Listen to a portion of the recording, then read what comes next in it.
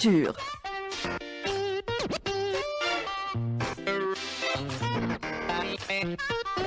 Hilda, bonjour. Bonjour. Comment allez-vous ce matin? Bien, il fait bon. Il fait on très est bien, bon. on est en super forme. On attaque la journée du bon pied et puis avec des rendez-vous culturels. On reprend aussi après Inaïr. Ça a été quand même un moment très fort. Et là, on reprend avec notamment beaucoup de concerts de musique qui s'installent. Alors déjà ce week-end, nous avons Lila Borsali qui sera donc au niveau de la salle Ibn Khaldoun. Ce sera ce vendredi à 17 h et le vendredi d'après, le 31, nous avons Manel Gharbi qui aussi s'installe au niveau de la salle Ibn Khaldoun à 17 h. Et le 1er février, c'est aussi de très beaux rendez-vous. Vous avez Bahja Rahel qui sera à la salle Ibn Zeydoun. Bahja Rahel qui n'est pratiquement plus à présenter, grande dame de la musique andalouse qui enseigne aussi la musique andalouse en France, qui a une très belle association qui œuvre aussi pour la musique algérienne, la musique algéroise en France et qui fait un travail formidable. Nous avons aussi d'autres associations sur Paris qui activent aussi énormément pour la promotion de la culture algérienne.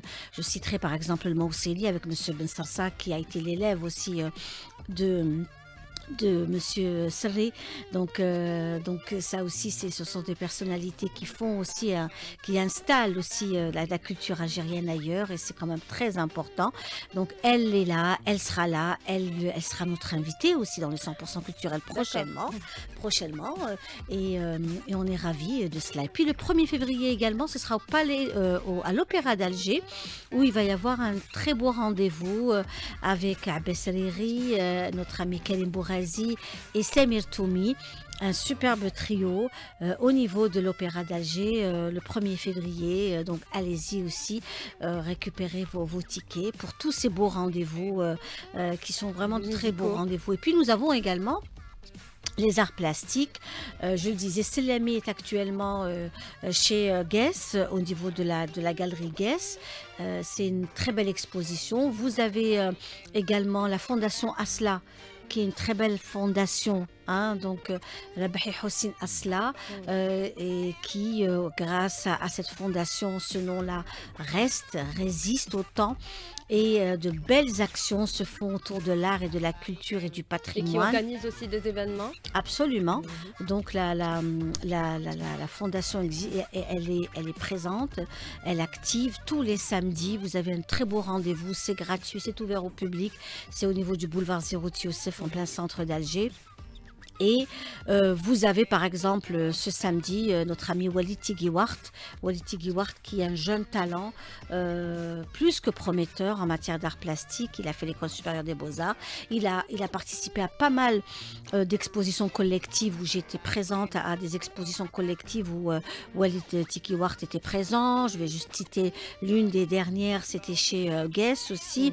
Et là, c'est l'une de ses premières, c'est sa première expo individuelle et c'est au niveau de la fondation Asla. C'est ce samedi, je vous invite vraiment à y aller, c'est vraiment le coup de cœur. Walid Tighiwart à découvrir absolument, où il revient dans cette expo, il revient sur Alger. Et il rend hommage à Anna Griki, vous savez la poétesse Anna Griki qui revient sur Alger, capitale Alger, un poème très très connu, fameux, que Djebel Amrani, paix à son âme, a beaucoup lu, a beaucoup déclamé. Lui, Walid Tighiwart, revient sur Anna Griki et sur Alger, sur les femmes d'Alger, sur la baie d'Alger, sur l'architecture algéroise, sur le bleu d'Alger. Tout cela, ce sera donc ce samedi au niveau de la fondation Asla. Voilà, on a encore un peu de temps ? Oui, super. Alors on continue et on revient aussi à d'autres événements qui se déroulent à Oran, Constantine. Vous avez aussi les films. Alors, les films, mes amis, vraiment.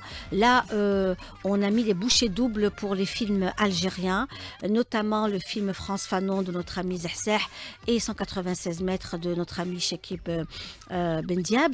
Ce sont deux films à voir absolument. J'ai revu encore France Fanon et c'est vraiment un film très, très, très émouvant où on revient aussi sur la vie de France Fanon à Alger, à Blida plus particulièrement, l'hôpital ex-Joinville. On revient aussi sur son engagement pour la liberté des peuples et pour l'engagement pour l'Algérie indépendante. On revient aussi sur la musique et puis la présence de Abdelrahman Aziz avec Frantz Fanon. Comment est-ce que grâce à cette personne, à cette personnalité, on a refait un travail très très important. Donc la psychiatrie a été remise en question et les soins psychiatriques ont été revus grâce à Frantz Fanon et à ses nouvelles méthodes en fait de prise en charge de la maladie mentale. Et aussi son engagement pour une Algérie indépendante, son soutien aussi à l'Algérie. Toute sa biographie dans le film Frantz Fanon à ne pas rater, qui est toujours en projection. Oui, toujours ici en projection. Ici à Oran. Alger, vous avez par exemple à Alger, c'est au niveau de la salle Sahel, également de Chiraga, l'établissement agriculture. Vous l'avez aussi à la salle donc Ibn Zeydoun et au niveau de la salle Cosmos. C'est bon.